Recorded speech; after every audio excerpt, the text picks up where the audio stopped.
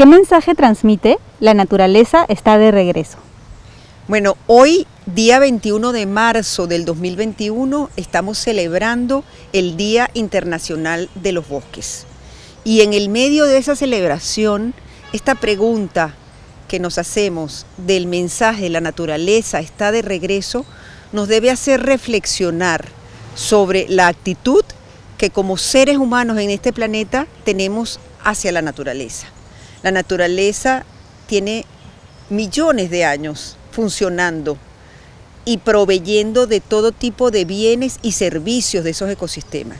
Y nosotros como seres humanos quizás no nos hemos dado cuenta de la responsabilidad que tenemos en cuidarla, en preservarla, en hacer uso de ella, pero de una forma sostenible, y entre esos ecosistemas maravillosos de la naturaleza están los bosques. Por eso creo que el día de hoy es un momento de reflexión y que en esta época de pandemia nos hace pensar en que tenemos que ser más humildes y reconocer los beneficios de nuestra madre naturaleza. ¿Cuál es la importancia de la conservación de los bosques para nuestro país? Los bosques son una maravilla, porque los bosques nos proveen de tantos servicios fundamentales para la vida. Los bosques nos proveen el oxígeno que respiramos, los bosques proveen alimento, los bosques proveen madera, los bosques proveen regulación del clima. Es decir, y para terminar con todos estos servicios que nos proveen esa capacidad de absorber las emisiones de CO2 que son las que están causando el cambio climático. Entonces son los mitigadores por excelencia de estos gases de efecto invernadero. Eso quiere decir que los servicios que nos dan los bosques casi que no los podemos contabilizar, sobre todo en países como el Perú, cuyo 60% del territorio está cubierto por bosque amazónico, y además hay otros bosques como son los bosques secos, los bosques andinos. Es decir, esa cantidad de ecosistemas boscosos de nuestro país es algo que realmente tenemos la responsabilidad de conservar. Y no solo para nosotros que nos proveen servicios, sino la responsabilidad de conservarlo para las próximas generaciones. ¿Cuáles serían las consecuencias para nuestro país si se deforestara los territorios de la Amazonía? Bueno, realmente las consecuencias, yo podría poner una palabra que sería nefasto. Esa sería la palabra. ¿Por qué? Porque la Amazonía, no solamente por su extensión, sino que las características de los suelos amazónicos son muy importantes. Los suelos amazónicos son suelos pobres por lo general. Muchos de ellos no contienen suficientes nutrientes y por lo tanto cuando se tala un árbol o cuando se tala el bosque amazónico no podemos esperar que se recupere ese bosque por sí solo. ¿Por qué? Ustedes me dirán, ¿por qué? Porque los nutrientes por lo general en el bosque amazónico circulan en la biomasa, circulan a través de los árboles, no se quedan en el suelo como sucede en los climas templados. Este es un clima especial, este es un territorio muy especial donde tenemos que tener en consideración que las prácticas agrícolas y pecuarias que se hacen en las zonas templadas del norte del planeta, en las zonas del norte, no se pueden aplicar a los territorios amazónicos, por eso que estoy comentando, porque los nutrientes no se reciclan en el suelo, sino se reciclan en la biomasa, en los árboles, ¿no? Se reciclan sobre el suelo. Cuando yo corto el árbol, se va el árbol y también se va con el árbol todos los nutrientes o la mayor parte de los nutrientes. Entender eso, que es un sistema ecológico muy especial, nos ha hecho caer en cuenta de las consecuencias tan dramáticas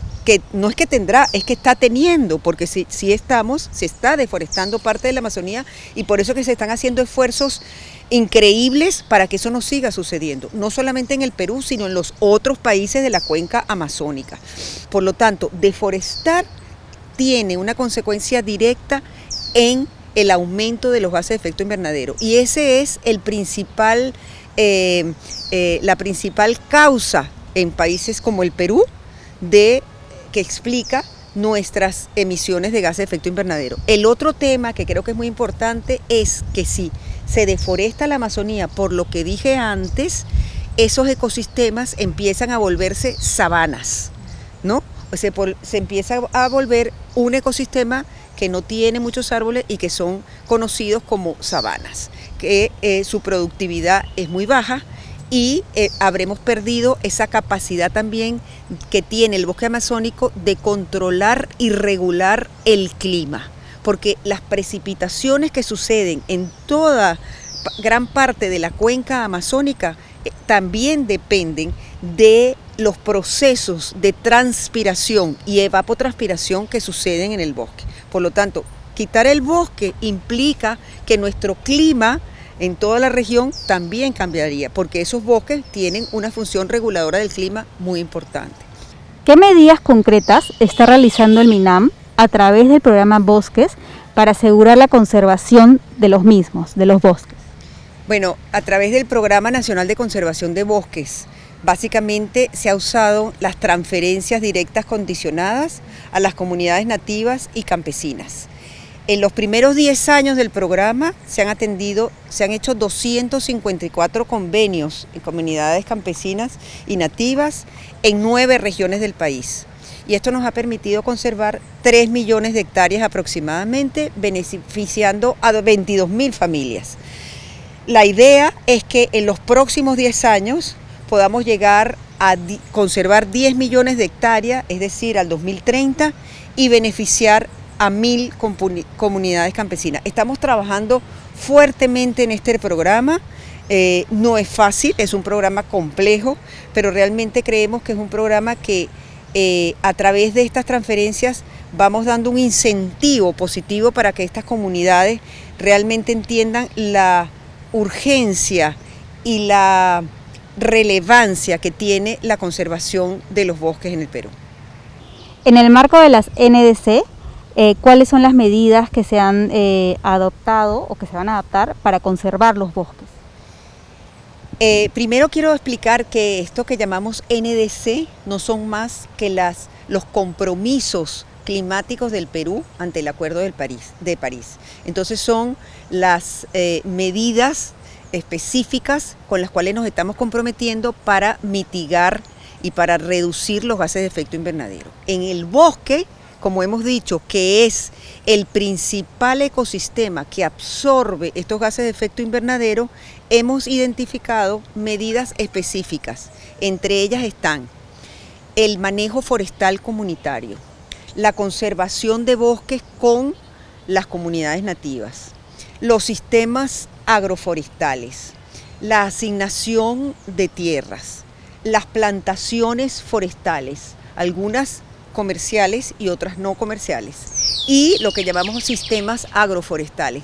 Estas son una serie de medidas muy concretas que se están trabajando a través de diferentes proyectos y que implican que los pobladores locales, en este caso las comunidades indígenas sobre todo, se comprometan y que puedan conservar el bosque, y de hecho estamos cumpliendo las NDC. Viceministra, ¿podría darnos un llamado a la ciudadanía por el Día Internacional de los Bosques? Bueno, hoy nuevamente que estamos celebrando el Día Internacional de los Bosques, hago un llamado a todos y todas para que realmente entendamos y nos comprometamos a la conservación y a la restauración de nuestros bosques. En cualquier región, en cualquier ciudad, en cualquier ecosistema donde cada uno de ustedes esté, existe una acción posible. Desde sembrar un árbol, si es que vivo en una urbe, hasta conservar ese pequeñísimo bosque que me rodea. El conservar el bosque tenemos que tener en mente que significa vida. ¿Y por qué vida? Porque como hemos dicho, los bosques nos proveen el oxígeno, los bosques nos proveen alimento, los bosques nos proveen sombra, los bosques nos proveen frutos, madera, látex, una cantidad enorme de productos. Pero no solamente eso, los bosques nos proveen servicios ecosistémicos, como hemos ya mencionado, que son de un valor inigualable, porque son servicios de regulación del clima, porque son los sumideros de carbono y por lo tanto nuestra principal es el invento más fabuloso para capturar CO2. A veces uno ve que están planteándose las tecnologías más sofisticadas para combatir el cambio climático, cuando la tecnología mejor, el elemento por excelencia para capturar CO2 y mitigar el cambio climático es un árbol. Y millones de árboles pues hacen esta tarea de una manera espectacular. Entonces, por esa razón y por las dichas anteriormente, yo los invito a todos no solamente a tener esta conciencia, a actuar en consecuencia y por favor a educar, a difundir a sus familias, a sus amigos, a sus padres, a sus hijos, a todos, que realmente el servicio maravilloso que nos prestan los bosques no lo podríamos pagar. Es un servicio impagable, es un servicio que nos permite mantener la vida en este maravilloso país y en este maravilloso planeta.